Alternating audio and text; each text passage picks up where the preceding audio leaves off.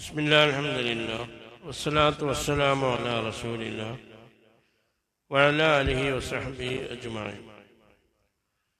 പരിശുദ്ധ ഖുർആനിലെ സൂറത്തുൽ ബഖറ 5-ാമത്തെ ആയത്താണ് മുതലാണ് നിൽക്കുന്നത്.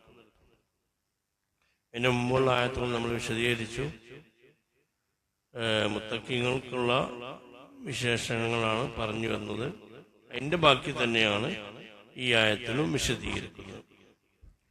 ഉലായിക്ക എന്ന് പറഞ്ഞാൽ എന്താ? ആ കൂട്ടം അല്ലേ? അലാ ഹുദം മിർ റബ്ബിഹിം, അവർ അവിടെ റബ്ബിൽ നിന്നുള്ള നേർവഴിയുടെ മേലാണ്. ആ കൂട്ടം എന്ന് പറഞ്ഞു കഴിഞ്ഞാൽ പിന്നെ ശരിക്കും ഉലായിക്ക എന്നുള്ളത് എന്താണ്? ഉലായി എന്നുള്ളതാണ്. ഉലായി എന്നാണ് അതിന്റെ അടിസ്ഥാന പദം. ഉലായി എന്നാണ്. ലാ ഇലാഹ ഉലായി വലാ ഇലാഹ ഉലായി അറിയില്ല. ഉലായി എന്നാണ്. അതെപ്പോഴും കസ്റുമല നിൽക്കുക. മബിനി എന്നാണ് പറയുക ആ പദത്തിന്. കസ്റുമൽ മബിനി. ഏത് സമയത്തും നസ്ബിന്റെ സ്ഥാനത്ത് നസ്ബോ മഫ്ഊലിന്റെ സ്ഥാനത്ത് ശരിക്കും നസ്ബ് കൊടുക്കണം. മഫ്ഊലാവുമ്പോ പറയത്തു സൈദിനെ ഞാൻ കണ്ടു, പറയത്തു ഹാ ഉലാ എന്ന് പറയില്ല. അപ്പോഴും എന്താ പറയുള്ളൂ? പറയത്തു ആ ഉലായി എന്ന് പറയുള്ളൂ. അല്ലെങ്കിൽ ബി ഹാ ഉലായി, അല്ലെങ്കിൽ ഹാ ഉലായി മുബ്തദ എന്ന് പറയും. റഫിന്റെ സ്ഥാനത്താണെങ്കിലും ഹാ ഉലായി എന്ന് പറയും. ഷിഖാഹുല ഉ എന്ന് പറയണം. അങ്ങനെ പറയും. ഇതാണ് മബിനി എന്ന് പറയുന്നത്. പിന്നെ ക എന്നുള്ളത് ഖിത്താബിന്റെ ക എന്ന് പറയാം. അപ്പൊ ഉലായിക്ക എന്ന് പറയുമ്പോൾ ഖിത്താബ് എന്ന് പറയും. സംബോധനത്തിന്റെ ഒരു കാഫാണ് അത്. ദാലിക്ക എന്ന് പറഞ്ഞിടത്തുള്ള കാഫ് ഉണ്ടല്ലോ, അതുപോലെ. അതാ ആ പദത്തെ കുറിച്ച് മനസ്സിലാകാൻ വേണ്ടി പറയാണ്. അപ്പൊ ഉലായിക്ക ആ കൂട്ടം അലാ ഹുദം മിർ റബ്ബിഹിം, അവരുടെ റബ്ബിൽ നിന്നുള്ള നേരായ മാർഗത്തിന്റെ പേരാണ്. അപ്പൊ ഈ ആയത്ത് പറയുന്നത് മുത്തഖീങ്ങൾക്ക് എന്താ ഉള്ളത്, എന്താ അവർക്ക് അവരുടെ അവസാന അവസ്ഥ, എന്തുകൊണ്ടാണ് അവർക്കുള്ള ഈ മുത്തഖി ആയി കഴിഞ്ഞാൽ, അല്ലെ മുത്തഖീങ്ങൾ ആരാണ് എന്നാണ് ഇപ്പൊ ഇതുവരെ പറഞ്ഞത് അല്ലേ? അവർക്കുണ്ടാവേണ്ട ക്വാളിഫിക്കേഷനാണ് പറഞ്ഞത്. ഇനി അങ്ങനെ ആയിക്കഴിഞ്ഞാൽ അവർക്കുണ്ടാവുന്ന പ്രത്യേകതകൾ എന്താണ്, അവർക്ക് കിട്ടുന്ന ഭാഗ്യങ്ങൾ എന്തൊക്കെയാണ് എന്ന് ഈ ആയത്തിൽ പറയണം. അപ്പൊ ഒന്ന് ഉലായിക്ക കൂട്ടർ അലാ ഹുദം മിർ റബ്ബിഹിം, അവരുടെ റബ്ബിന്റെ മേലുള്ള നേരായ മാർഗത്തിന്റെ മേലായിരിക്കും.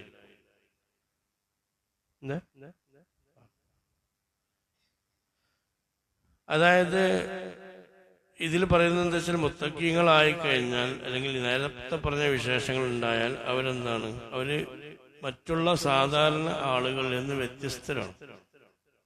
അവർക്ക് കുറച്ച് പരിപൂർണതകളുണ്ട്.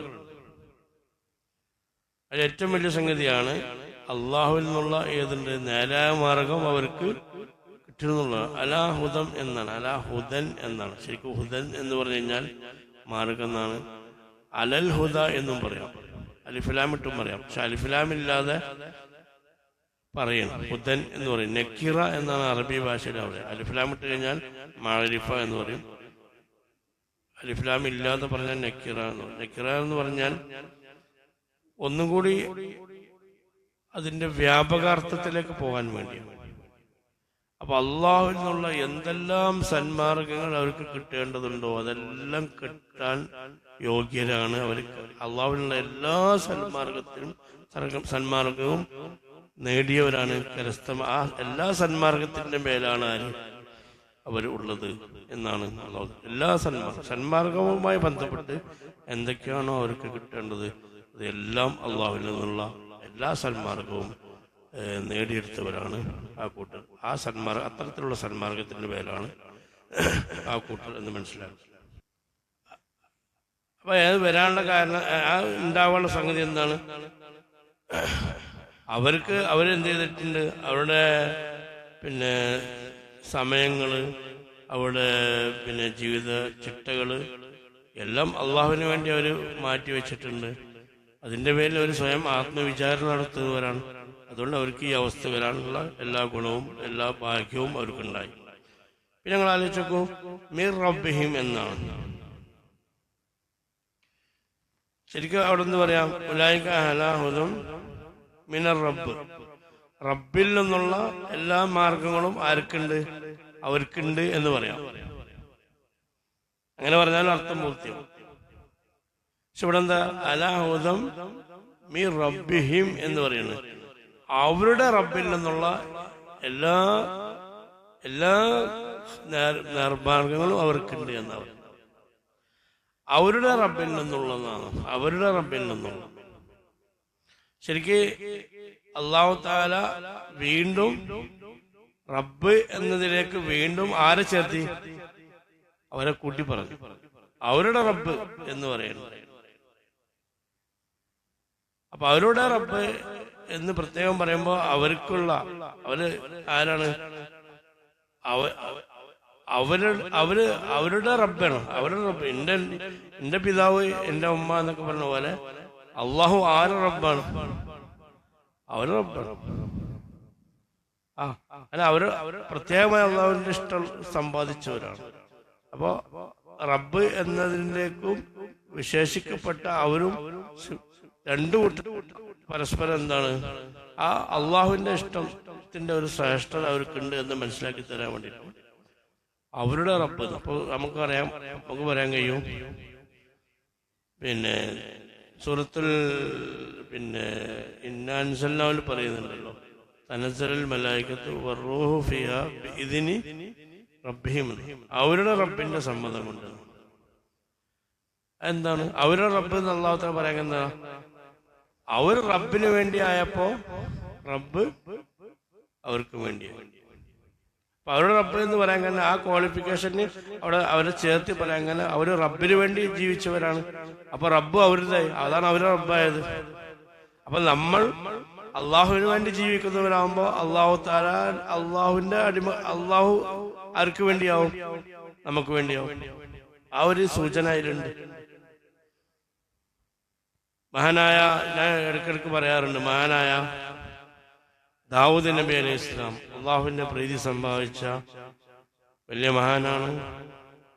ഭരണാധികാരി, എല്ലാ അധികാരം കിട്ടിയിട്ടും അള്ളാഹുവിനെ മറക്കാതെ ശുക്രിൽ ജീവിച്ച മഹാനായ പ്രവാചകനാണ് ദാവൂദ് നബി അലൈഹി ഇസ്ലാം. ദാവൂദ് അലൈഹി ഇസ്ലാമിന്റെ ഭാര്യയും വലിയ മഹതിയാണ്, ഒരു രാജ്ഞിയാണ്. അന്ന് ഷാം അടക്കമുള്ള ലോകത്തിന്റെ പല ഭാഗങ്ങള് കീഴ്പ്പെടുത്തിയ ഒരു ഭരണാധികാരിയുടെ ഭാര്യയാണ് ദാവൂദ് നബി അലൈഹി ഇസ്ലാമിന്റെ ഭാര്യ. മഹാനായ സുലൈമാൻ നബി അലൈഹി ഇസ്ലാമിന്റെ ഉമ്മ. അവരൊക്കെ അങ്ങനെയൊക്കെ ഉണ്ടെങ്കിലും അല്ലാഹു തആലയോട് ജീവിച്ചാണ്. ഞാൻ മുമ്പ് പറഞ്ഞിട്ടുണ്ട് അല്ലേ, ഉമ്മയുടെ വസിയത്ത് സുലൈമാൻ നബി പറയണത് എന്താ? മോനെ സുലൈമാനെ, നീ രാത്രി നിസ്കാരം ഒഴിവാക്കരുത് എന്നാ പറയുന്നത്. അല്ലെ, രാജ്യം ഭരിക്കുന്ന രാജാധികാരിയുടെ ഭാര്യ, ഒരു രാജ്ഞി പറയുന്നത് മകളോട് പറയുന്ന വസിയത്ത് എന്താ? നീ രാത്രി നിസ്കാരം ഒഴിവാക്കരുത്. രാത്രി നിസ്കാരം നീ ഒഴിവാക്കി കഴിഞ്ഞാൽ നാളെ പരലോകത്ത് അള്ളാഹുവിന്റെ മുമ്പിൽ നീ ഫക്കീറായി വരും. അതുകൊണ്ട് മകനെ സുലൈമാൻ, നീ രാത്രിയുള്ള നിസ്കാരം ഒഴിവാക്കരുത് എന്നാണ് ഒരു രാജ്യം ഭരിക്കുന്ന രാജാധിപന്റെ ഭാര്യ മഹതിയായ ഉമ്മു സുലൈമാൻ നബിയോട് പറഞ്ഞു.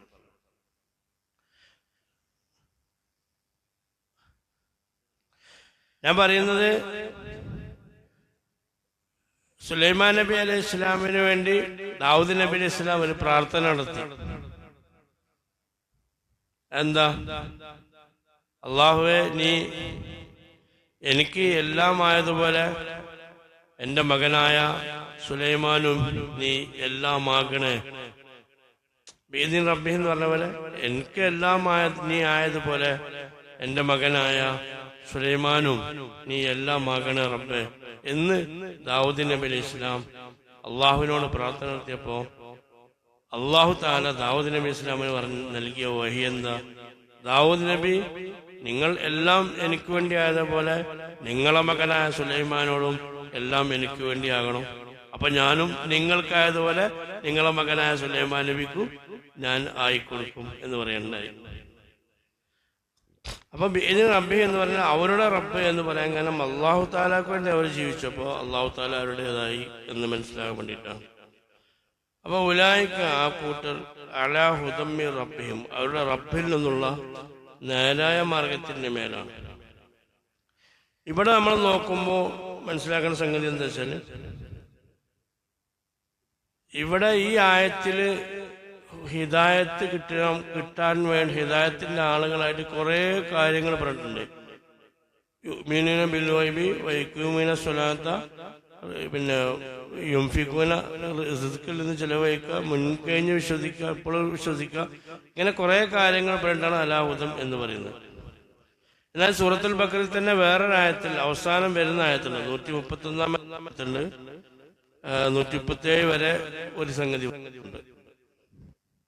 എന്നാ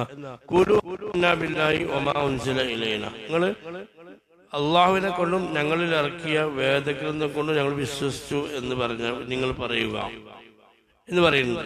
എന്നിട്ട് പറയുന്നു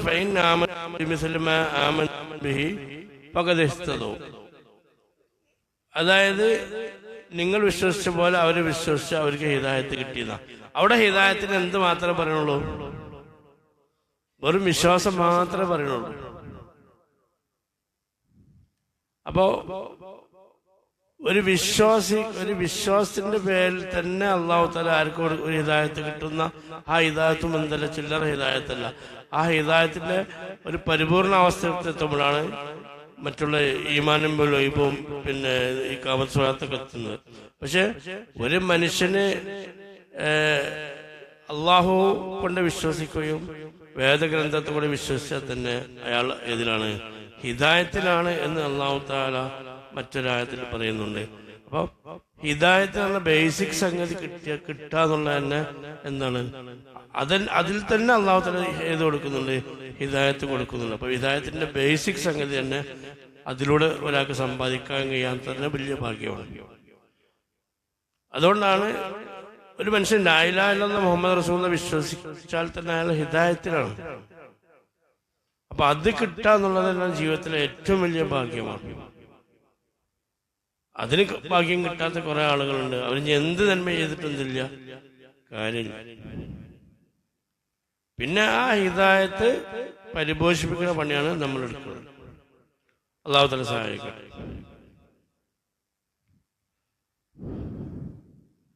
അപ്പൊ ഉലൈക അലാ ഹുദം മിർ റബ്ബിഹിം വഉലൈക ആ കൂട്ടർ ഹും അവർ തന്നെ അൽ മുഫ്ലിഹൂൻ എല്ലാ നിലക്കും വിജയിച്ചവരുമാണ്.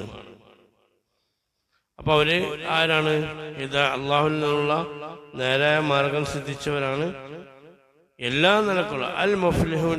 അൽ മുഫ്ലിഹൂൻ ഇവിടെ അലിഫ്ലാം ഉണ്ട്. അലിഫ്ലാം എന്ന് പറഞ്ഞാൽ എന്താ? അലിഫ്ലാം ഇട്ടിട്ടാണ് പറയുന്നത്. നേരത്തെ മുഫ്ലിഹൂൻ എന്ന് പറഞ്ഞാലും അലിഫ്ലാം ഇല്ലാതെയും പറയാം. ഇവിടെ അലിഫ്ലാം ഇട്ടിട്ടാ പറയുന്നത്. എന്ന് വെച്ചാൽ വിജയിക്കേണ്ട ഒരു വിജയമുണ്ട്, യഥാർത്ഥ വിജയം.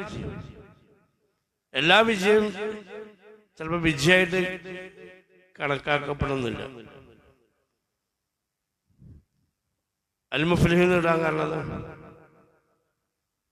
വിജയങ്ങൾ പല രീതിയിലുണ്ട്. പക്ഷെ യഥാർത്ഥ വിജയം കരസ്ഥമാക്കിയവർ ആരാണ്? ഈ കൂട്ടം. അൽ മുഫ്ലിഹീൻ എന്ന് പറഞ്ഞാൽ യഥാർത്ഥ ഒറിജിനൽ വിജയം എന്നും കൂടി അതിൽ മനസ്സിലാക്കുന്നുണ്ട്. ഒരു മനുഷ്യന്റെ വിജയം എന്ന് പറഞ്ഞാൽ എന്താണോ കിട്ടേണ്ടത് അത് കിട്ടിയവരാണ്. എല്ലായിടത്തും നമ്മള് ചില ആളുകളെ ഭാഷയിൽ ചിലർ വിജയിച്ചു തോന്നും, പക്ഷെ അത് ചിലപ്പോൾ വിജയം ആവണമെന്നില്ല. വിജയം എന്ന് പറഞ്ഞാൽ പല സംഗതികളും പല രീതിയിലുണ്ട്. പക്ഷെ എല്ലാം ഒരു മനുഷ്യന്റെ വിജയിക്കപ്പെടേണ്ട വിജയമാണെന്നില്ല. അപ്പൊ ഒരു മനുഷ്യൻ ആത്യന്തികം വിജയിക്കപ്പെടേണ്ട സംഗതിയുണ്ട്. ആ വിജയമാണ് ഇവിടെ ദീൻ അംഗീകരിച്ച വിജയം. ആ വിജയം കരസ്ഥമാക്കിയവരാണ് നേരത്തെ പറഞ്ഞ ഈ വൈബം വിശ്വസിച്ചവരും ഈ കാമൻ സ്വലാത്തിന്റെ ആളുകളും ഒക്കെ ആ ഒരു വിശ്വാസം നേടി വിജയിച്ചവർ. അവർക്ക് വിജയിക്കപ്പെടേണ്ട ഒരു വിജയമുണ്ട്. ആ വിജയം അവർ കരസ്ഥമാക്കിയിട്ടുണ്ട്. അതായത് യഥാർത്ഥ വിജയം കരസ്ഥമാക്കിയവരാണ് ഹുമൽ മുഫ്ലിഹൂൻ. അതാണ് അൽഫ്ലാം ഇട്ട് പറയാൻ കാരണം വിജയം ഒരു മനുഷ്യന്റെ അള്ളാഹുവിന്റെ അടിമയുടെ വിജയം പല രീതിയിലുണ്ട്. മഹാന്മാർ 3 രീതിയിൽ വിജയത്തെ ഒരടിമയ്ക്ക് എങ്ങനെയൊക്കെ വിജയിക്കാൻ കഴിയുമെന്നതിന് മഹാന്മാർ 3 രീതികൾ പറയുന്നുണ്ട്.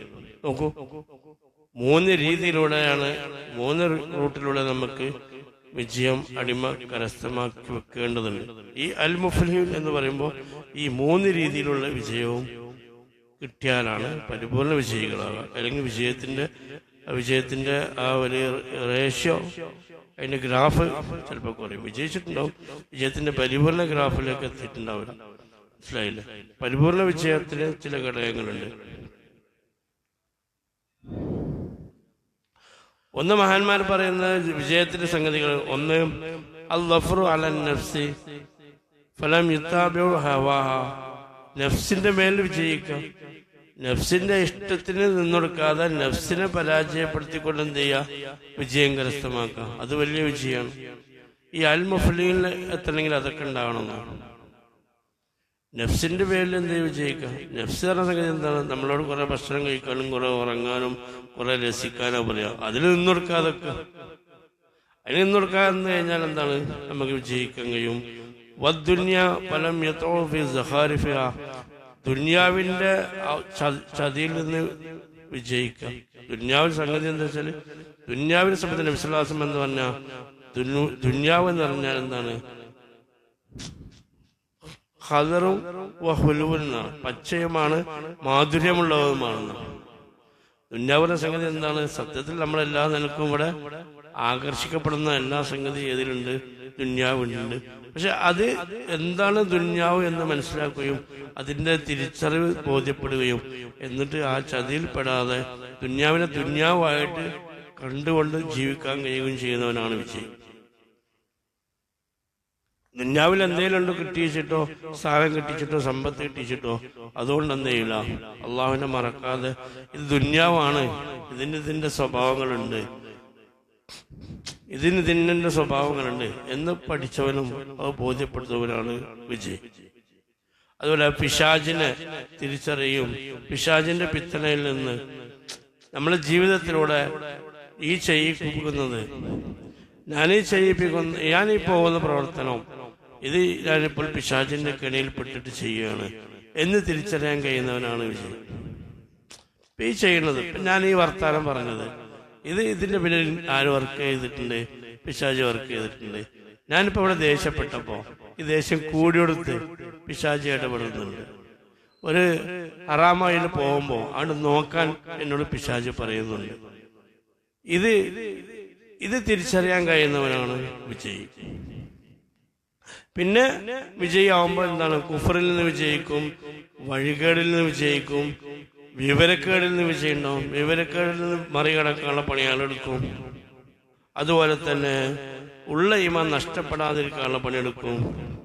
അതുപോലെ ഖബറിൽ വിജയിക്കും, പരലോകത്ത് വിജയിക്കും, സിറാത്തിൽ വിജയിക്കും, ഇങ്ങനെയൊക്കെ വിജയിക്കും. അതൊക്കെ വിജയമാണല്ലോ. അതൊക്കെ കിട്ടുമ്പോഴാണ് പരിപൂർണ വിജയം. പിന്നെ കാലാകാലം സ്വർഗത്തിൽ പോകാനുള്ള പണി അവസ്ഥയിൽ അയാൾ എത്തും. അതുപോലെ തന്നെ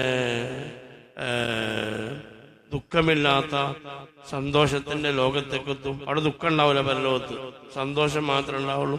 വാർദ്ധക്യം ഉണ്ടാവില്ല, യുവത്വം മാത്രമേ ഉണ്ടാവുള്ളൂ, റാഹത്ത് ഉണ്ടാവുള്ളൂ, പ്രയാസം ഉണ്ടാവില്ല. ഇവിടെ പ്രയാസങ്ങൾ ഉണ്ടാവും, അവിടെ പ്രയാസം ഉണ്ടാവില്ല, ഒരു ബുദ്ധിമുട്ടുണ്ടാവില്ല, വെറും റാഹത്ത് മാത്രമേ ഉണ്ടാവുള്ളൂ.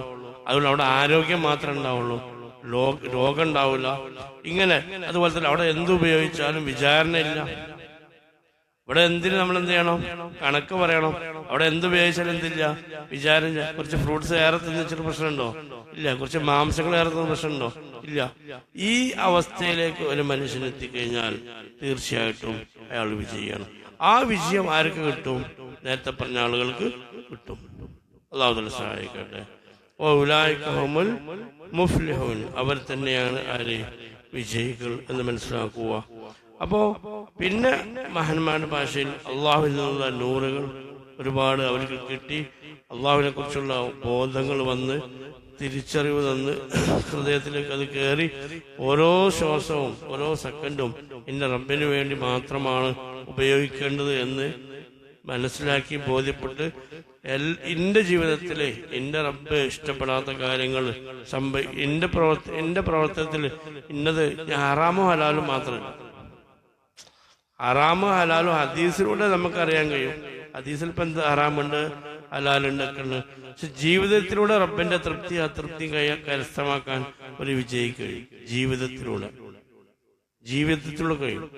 ആയത്തും ഹദീസുമില്ലാതെ തന്നെ ഞാൻ ഇപ്പം ചെയ്തതിൻ്റെ റബ്ബിന് ഇഷ്ടപ്പെട്ടിട്ടില്ല, ഈ ചെയ്തതിൻ്റെ റബ്ബിന് ഇഷ്ടപ്പെട്ടിട്ടുണ്ട്, അതുകൊണ്ട് എനിക്ക് ഇത്രയും അഭിവൃദ്ധി ഉണ്ടാകാനാണ്. ഇപ്പം ഞാൻ സംസാരിച്ച അള്ളാഹ്ക്ക് ഇഷ്ടപ്പെട്ടില്ല, ഇപ്പം ഞാൻ കണ്ടതിൻ്റെ റബ്ബിന് ഇഷ്ടപ്പെട്ടില്ല. ഇങ്ങനെ ജീവിതത്തിലൂടെ അള്ളാഹു തആല നമുക്ക് ബോധ്യപ്പെടുത്തിക്കൊണ്ടിരിക്കും. അങ്ങനെ അടിമയുടെ ഹൃദയം എങ്ങനെ പ്രകാശിപ്പിക്കുന്ന അവസ്ഥയിലെത്തി. അതൊരു നൂറാണ്. അത് അള്ളാഹു തആല അടിമക്ക് കൊടുത്തുകൊണ്ടേയിരിക്കും. അപ്പൊ അടിമ വിജയിക്കുന്ന ഒരു അന്ത്യം ഉണ്ടാവില്ല. അള്ളാഹു തആലക്ക് എത്ര തന്നാലും നമുക്ക് എത്ര തന്നാലും അള്ളാഹുവിൽ നിന്ന് ഒന്നും കുറയണില്ല. ഒരു ഹദീസിൽ കാണാം, യമീനുല്ലാഹി മിൽഉൻ ലാ യൻഖുസുഹാ നഫഖത്തുൻ നഫഖത്തു സഹാഅൽ ലൈലി വന്നഹാർ. അള്ളാഹുവിന്റെ കരങ്ങൾ നിറഞ്ഞ തുളുമ്പിക്കൊണ്ടിരിക്കുകയാണ്. അത് നിറഞ്ഞതാണ്. അത് രാവിലെ വൈകുന്നേരം ഇങ്ങനെ നിരന്തരം ആളുകൾക്ക് അതിങ്ങനെ കൊടുത്തോളൊന്നും അതിനൊന്നും ഒരു കുറവും സംഭവിക്കില്ല. അപ്പൊ അടിമ എന്തിഷ്ടപ്പെട്ടു കഴിഞ്ഞാൽ ഇപ്പൊ ലോകത്തുള്ള മുഴുവൻ പ്രവാചകന്മാർക്ക് കൊടുത്തതും മുഴുവൻ ആരിഫ്യങ്ങൾ കൊടുത്തതും എന്തെല്ലാം ആത്മീയ പ്രഭകളുണ്ടോ അതൊക്കെ അല്ലാഹു തആല അവർക്ക് വാരി കോരി കൊടുത്തിട്ടും ഒരു പൊടി പോലും, ഒരു സമുദ്രത്തിൽ നിന്ന് ഒരു പൊടി കുറഞ്ഞതുപോലും അള്ളാഹുവിന്റെ കാര്യങ്ങളിൽ നിന്നിരുന്നില്ല, കുറയുകയില്ല. അപ്പൊ അള്ളാഹുവിന്റെ മാർഗത്തിലുള്ള അടിമ മുന്നോട്ട് പോകാൻ കഴിഞ്ഞാൽ അള്ളാഹു തആല എന്ത് ചെയ്യും? അടിമക്ക് ധാരാളം കൊടുത്തുകൊണ്ടേയിരിക്കും. ആ അടിമ ദുന്യാവിലും വിജയിക്കും, ആഖിറത്തിലും വിജയിക്കും. അങ്ങനെ അടിമയുടെ മടക്കം ഏതിലേക്കായിരിക്കും? പാരത്രിലോകത്തിലേക്കായി. പരലോകം പോലല്ല അടിമയുടെ മടക്കം. പരലോകം പോലും ആയിരിക്കും അടിമ ലക്ഷ്യം. ഇന്നല്ലാ റബ്ബിക റുജ്അ, നിങ്ങളുടെ റബ്ബിലേക്കാണ് നിങ്ങളുടെ മടക്കം. അവർ മടങ്ങുന്നത് സ്വർഗത്തിലേക്കോ ആയിരിക്കില്ല, നരക ഭയത്തിലേക്കായിരിക്കില്ല. അവർക്ക് വേഗം മടക്കളുടെ ഉദ്ദേശവും ആര് മാത്രമായിരിക്കും? അല്ലാഹു മാത്രം. ഇന്ന ഇലാ റബ്ബിക റുജ്അ, തീർച്ചയായിട്ടും നിങ്ങളുടെ റബ്ബിലേക്കാണ് നിങ്ങളുടെ മടക്കം. അതാണ് വിജയം. ഈ അവസ്ഥയിൽ ഒരു അടിമക്ക് എത്താൻ കഴിഞ്ഞാൽ തീർച്ചയായിട്ടും ആ അടിമ വിജയമാണ്. ഈ വിജയത്തിന്റെ അവസ്ഥയിലേക്ക് അള്ളാഹുവിന്റെ അടിമയെ അള്ളാഹു തആല എത്തിക്കുമെന്നുള്ളതാണ്. അള്ളാഹു തആല അവസ്ഥയിൽ നമ്മളെ ആക്കി തരട്ടെ. അപ്പൊ ഉലൈക അലാ ഹുദം മിർ റബ്ബിഹിം, തീർച്ചയായിട്ടും റബ്ബിന്റെ മേൽ, റബ്ബിൽ നിന്നുള്ള സന്മാർഗത്തിന്റെ മേലാണ്. ഉലൈക, ആ കൂട്ടർ തന്നെ ഹുമുൽ മുഫ്ലിഹൂൻ, അവരാണ് അങ്ങേയറ്റം എന്ന് മനസ്സിലാക്കുക. സഹാബികൾ നബി സല്ലല്ലാഹു അലൈഹി വസല്ലം ചോദിച്ചു, ഒരു ഹദീസ് പറഞ്ഞ് അവസാനിപ്പിക്കുകയാണ്, ഞങ്ങൾ പരിശുദ്ധ ഖുർആൻ പാരായണം ചെയ്യുന്നുണ്ട്, പക്ഷെ ഞങ്ങൾക്ക് ചില ആയത്തുകൾ പാരായണം ചെയ്യുമ്പോൾ ഞങ്ങൾക്ക് പ്രതീക്ഷകൾ കൂടുന്നുണ്ട്. പക്ഷേ ചില ആയത്തുകൾ കേൾക്കുമ്പോൾ ഞങ്ങൾക്ക് നിരാശയും വരുന്നുണ്ട് എന്ന് ചില സഹാബികൾ അവരോട് പറഞ്ഞു. റസൂലുള്ളാഹി ഞങ്ങൾ ഖുർആൻ പാരായണം ചെയ്യുന്നുണ്ട്, പക്ഷെ ഖുർആൻ പാരായണം ചെയ്യുമ്പോൾ ചില ആയത്തുകൾ കേൾക്കുമ്പോൾ ഞങ്ങൾ അതിന് പ്രതീക്ഷ ഉണ്ട്, പക്ഷെ ചില ആയത്തുകൾ കേൾക്കുമ്പോൾ പ്രതീക്ഷ വളരെ നഷ്ടപ്പെടുന്നുണ്ട് നബിയെ, എന്താ ചെയ്യാ എന്ന് ചില സഹാബികൾ റസൂലുള്ളാഹി സ്വല്ലല്ലാഹു അലൈഹി വസല്ലം പറഞ്ഞപ്പോ നബി സല്ലല്ലാഹു അലൈഹി വസല്ലം അവരോട് എന്ത് ചെയ്തു? നബി സല്ലല്ലാഹു അലൈഹി വസല്ലം പറഞ്ഞു, ഞാൻ നിങ്ങൾക്ക് അഫലാ ഉഖ്ബിറുക്കും അൻ അഹ്ലിൽ ജന്ന വ അഹ്ലിൻ നാർ, ഞാൻ നിങ്ങൾക്ക് സ്വർഗവാസികൾ ആരാണ് നരകവാസികൾ ആരാന്ന് ഞാൻ നിങ്ങൾക്ക് പറഞ്ഞിട്ടുണ്ട്. അത് മനസ്സിലായപ്പോൾ നിങ്ങൾക്ക് എന്തുണ്ടാവില്ല? നിരാശയുണ്ടാവില്ല, പ്രതീക്ഷ കുറയൂല. ഞങ്ങൾക്ക് സ്വർഗവാസികൾ ആരാണ് നരകവാസികൾ ആരാണെന്ന് ഞാൻ നിങ്ങൾക്ക് പറഞ്ഞു തരട്ടെ എന്ന് ചോദിച്ചപ്പോൾ സഹാബികൾ അല്ലാഹ് നബിയെ നിങ്ങൾ പറഞ്ഞു തരുമെന്ന് പറഞ്ഞപ്പോൾ നബി സല്ലല്ലാഹു അലൈഹി വസല്ലം എന്ത് ചെയ്തു? ഈ പരിശുദ്ധ ഖുർആന്റെ സൂറത്തുൽ ബഖറയുടെ ഈ 5 ആയത്തുകൾ അല്ലാഹുവിന്റെ റസൂല് ആ സഹാബികൾക്ക് ഓതിക്കൊടുത്തു. അലിഫ് ലാം മീം ദാലിക്കൽ കിതാബു ലാ റൈബ ഫീഹി ഹുദൽ ലിൽ മുത്തഖീൻ എന്നങ്ങനെ തുടങ്ങിയിട്ട് ഉലൈക അലാ ഹുദം മിർ റബ്ബിഹിം വ ഉലൈക ഹുമുൽ മുഫ്ലിഹൂൻ. അപ്പോൾ നബി സല്ലല്ലാഹു അലൈഹി വസല്ലം പറഞ്ഞു, ആഹുലായി അഹ്ലുൽ ജന്ന, ഇവരാരാണ് സ്വർഗവാസികൾ. അപ്പോൾ സഹാബികൾ പറഞ്ഞു, ഈ അല്ലാഹു തആലയുടെ പരിശുദ്ധ ഖുർആനിലെ ഈ ആയത്തുകൾ കേട്ടപ്പോൾ നബിയെ ഞങ്ങൾക്ക് പ്രതീക്ഷയുണ്ട്. ഈ ആയത്ത് കേട്ടപ്പോൾ ഞങ്ങൾക്ക് പ്രതീക്ഷയുണ്ട്. ഈ ആയത്തിൽ നിങ്ങൾക്ക് പ്രതീക്ഷ ഉണ്ടെങ്കിൽ നിങ്ങൾ ആരാണ്? സ്വർഗവാസി. ഇവര് സ്വർഗവാസിയാണ്. റസൂലുള്ളാഹി സ്വല്ലല്ലാഹു അലൈഹി വസല്ലം പറഞ്ഞു, ഈ ആൾക്കാരാണ് സ്വർഗവാസി. അലിഫ് ലാമിന്റെ അവിടെ മുതൽ ഹുമുൽ മുഫ്ലിഹൂൻ എന്നത് വരെ ജീവിതം പ്രായോഗികവൽക്കരിച്ചാൽ, പ്രാവർത്തികമാക്കിയാൽ അയാളാരാണ്? സ്വർഗവാസി. അത്രയുള്ളൂ. റസൂലുള്ളാഹി സ്വല്ലല്ലാഹു അലൈഹി വസല്ലം സഹാബികൾ പറഞ്ഞപ്പോൾ, സഹാബികൾക്ക് ഓതി കൊടുത്തപ്പോൾ ഞങ്ങൾക്ക് ഈ ആയത്തിൽ പ്രതീക്ഷിച്ചിട്ട് എന്ന് ഒരു പറയുന്നുണ്ട്. പിന്നെ ശേഷമുള്ള ആയത്ത് ഓതി കൊടുത്തു. ഇനി നരകവാസികളെ കുറിച്ച് പറഞ്ഞുതരാം. അതിന്റെ ശേഷം പേജ് മറിച്ച കാണാം. ഇന്നല്ലദീന കഫറു സവാഉൻ അലൈഹിം അൻദർതഹും അം ലം തുൻദിർഹും ലാ യുഅ്മിനു ഉലൈക ഖതമല്ലാഹു അലാ ഖുലൂബിഹിം വഅലാ സമഇഹിം എന്നുകൊണ്ട് എന്ത് ചെയ്തു? ശേഷമുള്ള ആയത്ത് ഓതി കൊടുത്തു. ഈ ആയത്ത് ഓതി കൊടുത്ത റസൂലുള്ളാഹി പറഞ്ഞു, ആഹുലായി ആഹുലിന്ന, ഇവർ നരകവാസികൾ. അപ്പോ സഹാബികൾ പറഞ്ഞു, ഞങ്ങൾ ഇതിൽപ്പെട്ടിട്ടില്ല, ഉറപ്പാണ്. എന്നാര് പറഞ്ഞു? നബിയെ ഇപ്പൊ സമാധാനായി. കാരണം എന്താ? ലസ്നാഹു, ഇത് ഞങ്ങളല്ല യാ റസൂലല്ലാഹ്, ഇത് ഞങ്ങളല്ല. കാരണം എന്താണ്? എന്താണ് പറഞ്ഞത്? ആയത്ത് എങ്ങനെയായിരുന്നു? ഇന്നല്ലദീന കഫറു സവാഉൻ അലൈഹിം അൻദർതഹും, അവിശ്വാസികൾ തന്നെ നിങ്ങൾ അവർക്ക് താക്കീത് കൊടുത്തിട്ടും കാര്യമില്ല, താക്കീത് കൊടുക്കാതിട്ടും കാര്യമില്ല, അവർ വിശ്വസിക്കൂലെന്നാ. ഞങ്ങൾ അങ്ങനെയല്ലല്ലോ. നിങ്ങൾ ഞങ്ങൾക്ക് താക്കീത് തരുമ്പോൾ ഞങ്ങൾക്ക് എന്തുണ്ട്? ഈമാൻ കൂടുന്നുണ്ട്, ഞങ്ങൾ വിശ്വസിക്കുന്നുണ്ട്, ഞങ്ങൾക്ക് അതിന്റെ എഫക്റ്റ് കിട്ടുന്നുണ്ട്. അപ്പൊ ലസ്നാഹു, അത് ഞങ്ങളല്ല. അപ്പൊ ഞങ്ങൾ ആരല്ല? നരകവാസികൾ അല്ല. നേരത്തെ പറഞ്ഞത് ഞങ്ങളുണ്ട്. അപ്പൊ ഞങ്ങൾ ആരാണ്? സ്വർഗവാസികൾ. അപ്പൊ നബി സ്വല്ലല്ലാഹു അലൈഹി വസല്ലം പറഞ്ഞ എന്താ? നിങ്ങൾ ചില ആയത്ത് കേട്ടിട്ട് നിങ്ങൾ എന്ത് ചെയ്യണ്ട? നിങ്ങൾ ബേജാറാവണ്ട. ചില ആയത്തിട്ട് നിങ്ങൾക്ക് നിരാശ വരും വേണ്ട. ചില ആയത്തുകൾ നിങ്ങൾക്ക് പ്രതീക്ഷ അർപ്പിക്കാം, കാരണം നിങ്ങൾ സ്വർഗവാസികളാണ്. ചില ആയത്തുകൾ നിങ്ങൾക്ക് ബാധകമല്ല, നിങ്ങൾ സ്വർഗവാസികളല്ല, നരകവാസികൾക്കുള്ളതാണ്. അപ്പോ നബി സല്ലല്ലാഹു അലൈഹി വസല്ലം പറഞ്ഞപ്പോ ആദ്യത്തെ ആയത്ത് കേട്ടപ്പോ സഹാബികൾ പറഞ്ഞു, ഞങ്ങൾ ഇതിന്റെ ആൾക്കാരാണ്. രണ്ടാമത്തെ ആയത്ത് പറഞ്ഞപ്പോ നരകാവശയെ കുറിച്ച് പരിചയപ്പെടുത്തി റസൂലുള്ളാഹി സ്വല്ലല്ലാഹു അലൈഹി വസല്ലം പറഞ്ഞെടുത്തപ്പോ സഹാബി പറഞ്ഞു, ഞങ്ങൾ ഇതിന്റെ ആൾക്കാരല്ല. അപ്പൊ റസൂലുള്ളാഹി സ്വല്ലല്ലാഹു അലൈഹി വസല്ലം എന്ത് പറഞ്ഞു? അജ്ൽ, അതെ, അതാണ് സംഭവം, അങ്ങനെയാണ്, അതാണ് എന്റെ യാഥാർത്ഥ്യം എന്ന് നബി തങ്ങൾ പറഞ്ഞു. അപ്പൊ ഒരു സ്വർഗവാസിയാവാൻ ഈ 5 ആയത്ത് പഠിച്ചാൽ തന്നെ ആരാകാം? ഒരാൾക്ക് സ്വർഗവാസിയാവാം. അല്ലാഹു തആല ആ നിലക്ക് ദീൻ മനസ്സിലാക്കാനും ഉൾക്കൊള്ളാനും ജീവിതത്തിൽ പകർത്താനും അല്ലാഹു തആല നമുക്ക് തൗഫീഖ് ചെയ്യട്ടെ. അല്ലാഹു തആല കബൂൽ ചെയ്യട്ടെ. അല്ലാഹു തആല സ്വീകരിക്കട്ടെ.